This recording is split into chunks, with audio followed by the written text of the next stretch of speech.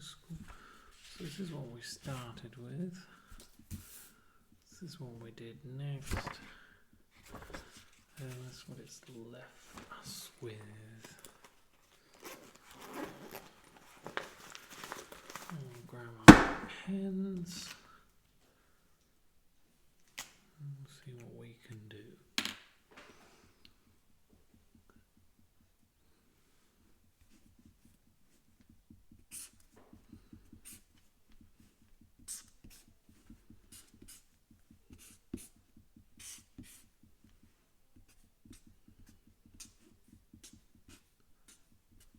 I'm going to try and do this more consistently if I possibly can, because I have to say I'm still not feeling very well. But there is a point when you're trying to be very patient with yourself and remember that you need to rest and things like that, which I'm not so good at generally. But you end up doing other things, basically. You know, things for other people. And this is just for me. So I can't really use the excuse all the time that I'm obviously tired or whatever else it might be. And something fell. Don't know what. Sounds like tape.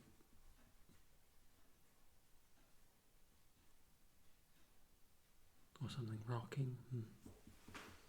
Well, something fell on the back of my desk, but who knows.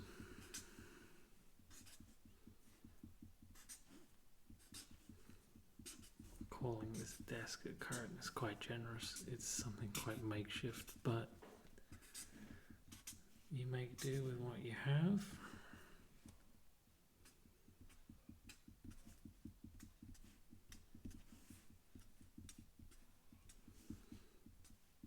Quite like the cutting mat aesthetic, though it has absolutely nothing to do with what I'm doing. It makes me look very technical, like I know what I'm doing. Maybe I do. Maybe I do know what I'm doing. Stranger thing as it might be.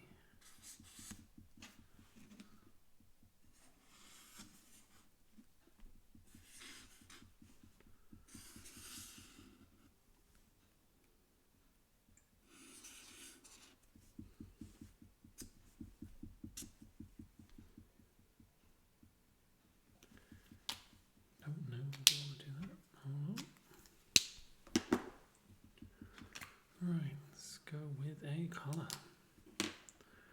Colour is cool. You know, I haven't listened back to this recording. I don't know if it'll work. So I'm looking at the wiggly lines and they look very low when I'm talking. Quite high if anything clacks, but I guess we'll see. Either that or I'll just have to use the phone audio, which I know won't be ideal. But nothing.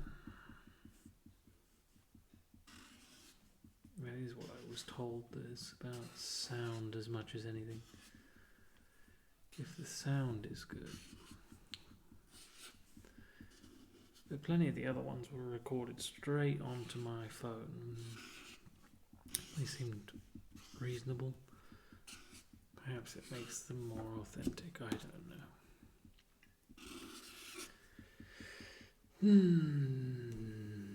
God, I am tired today. Very tired.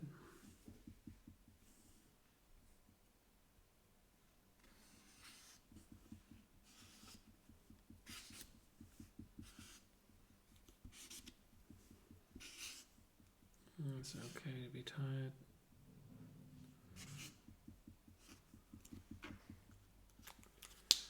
Nothing wrong with being a bit tired, eh?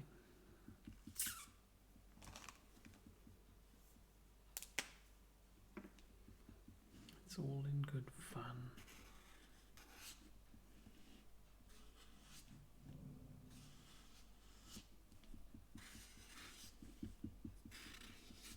It's difficult to know when you should rest. Or at least it is for me.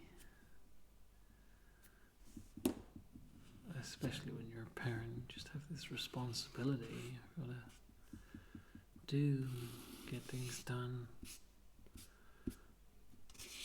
And maybe that'll alienate some of my audience. But honestly, I think works far more effectively. And if you have friends who are parents, just try and be patient with them. It is not their fault. It's difficult. I do think it's worth doing. I think it's one of those experiences in life where nothing will prepare you for. And it's definitely worthwhile if there are moments where it feels like torture. But I came across a phrase recently which was in a whole thing someone was talking, but the thing that stuck with me was just one thing he said, and it was, all roads lead to suffering. And it just stuck in my head. I'm like, yeah, all roads lead to suffering. So right now I'm tired and I'm worn out, and this feels quite difficult, and like I'm overloading my capacity. But if I accept that all roads lead to suffering, then not doing it would also cause me suffering, because I would lament the fact that I haven't created some art, and that would be frustrating. And I found that the act of creating soothes, at least it does for me, just taps into something that needs to be expressed or expunged or whatever you want to call it. Something needs to come out.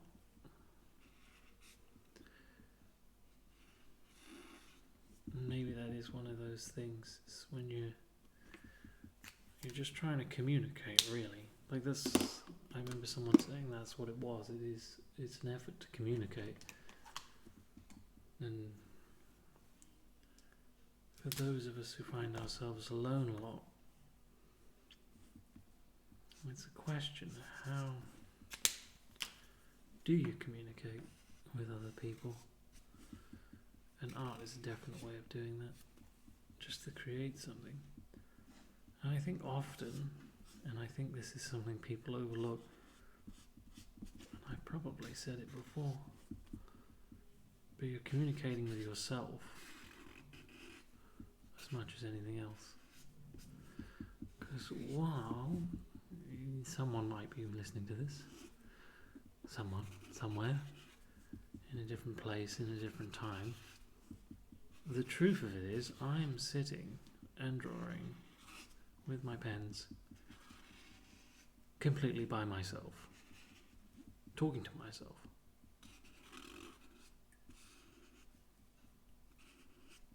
So who am I really communicating with?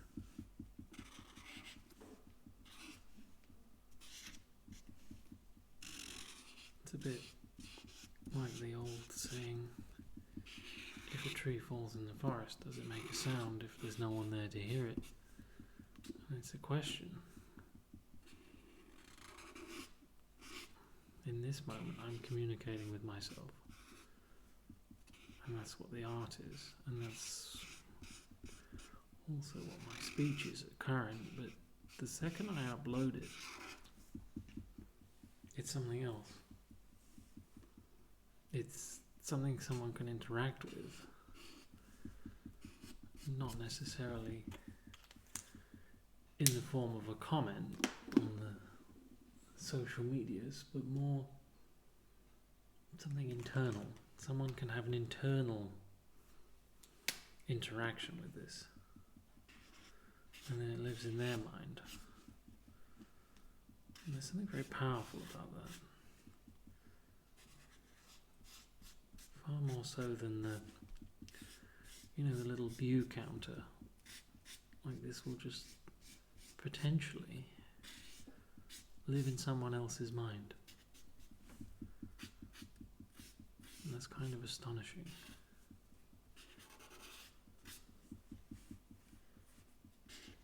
So that's where we are with our communication.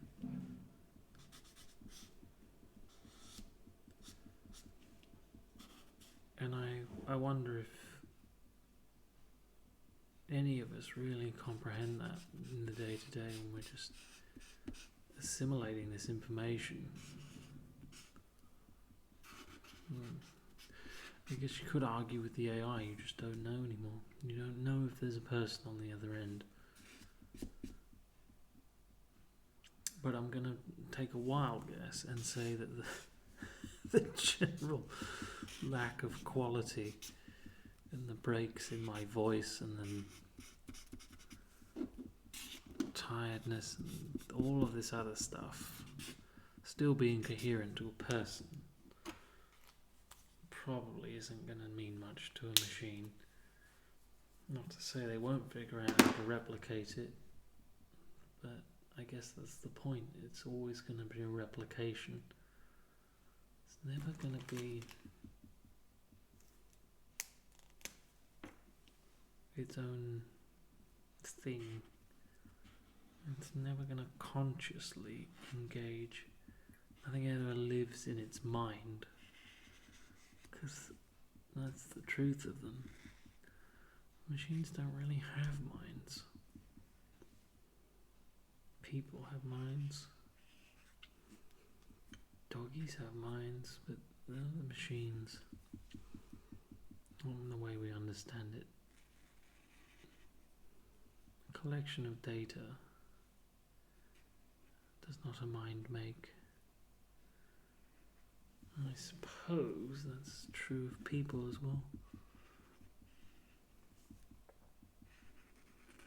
But perhaps I'm using mind in a more philosophical way than most people think about it. So perhaps soul is a better word. Not that I believe in anything specific in that realm. I would understand if someone said, oh, that person, they don't have a soul. Linguistically, that makes sense to me. Perhaps not in a physical sense, but you can get hung up on terminology. It's one of those things. You can just go down a rabbit hole of, that's not what I meant. But the truth is, people who are meant to know what you mean, they already know. You have to clarify. You're just talking to someone who's not going to get it. Sometimes, I suppose there is times when clarification is useful. I seem to remember doing it when being a manager, but it's always more over the philosophy that I think, especially in management, people don't quite get, because you're appealing to somebody who isn't there, or is an entity. But corporations have ways they like to do things. They like to tick boxes, and they can seem nonsensical, and I guess sometimes they are. But when you remember what the corporation is, they make sense for their purposes. They want it to look shiny and proper. And that does not mean that that's how it is, but that is what they want. It's like doing a tick box exercise. Oh, you've got to do this at this time. No deviation is acceptable, even though the thing that they've asked you to do is actually impossible. So then when you do the tick box exercise, you have to lie. And they know you're lying. and you know you're lying, because what they've asked you to do isn't possible. But the fact that you pretend that you're doing it seems very impressive. And I guess whoever the tick box exercise is for doesn't understand that it's not possible. And too many people have told them that they're doing it, even though it's impossible. Especially when you have a new manager, they think it's possible. Otherwise, they wonder why would they ask this if it's not possible. And I understand. I think I've definitely been there. I think before I really understood that, I wouldn't be able to be a manager. Because there's subtleties to it. And it's complex. You've got to deal with above and below. And that's not a simple task.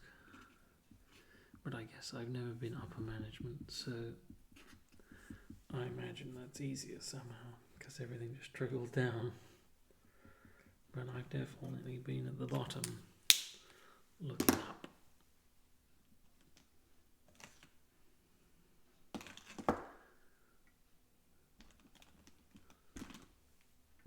Quite often, though, if you find there are managers out there who don't even get that. I don't know why I'm talking about managers. I'm trying to do art.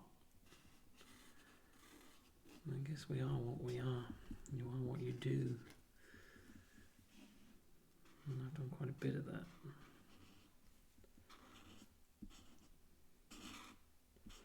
I guess I like doing it as well.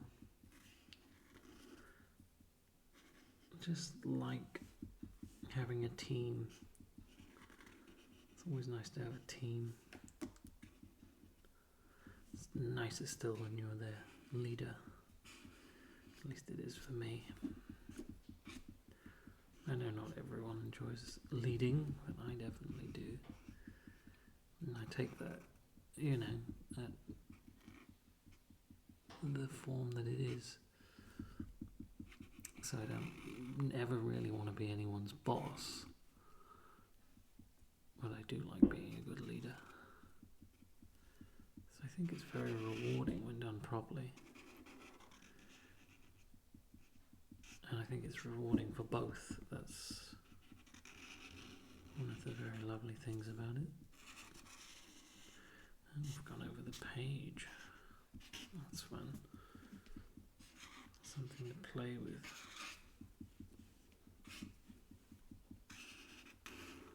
So I have no idea what I'm doing here. I've just sort of gone with the colour must touch colour motif.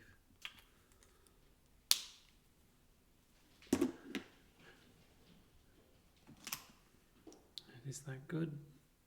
I don't really know. It's fun. It's definitely fun. Let's deviate from our formula a little bit. Let's make the crosses this colour. I'm tempted to leave the white, but maybe we can think of a nice light colour. It can't be yellow. So we've used a lot of that already. Green.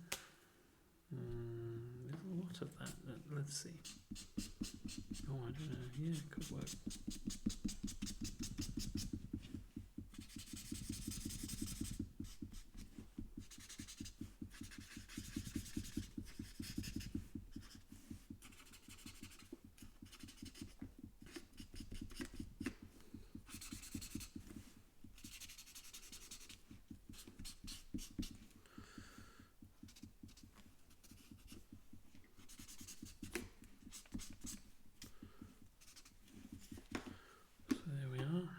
One doodle.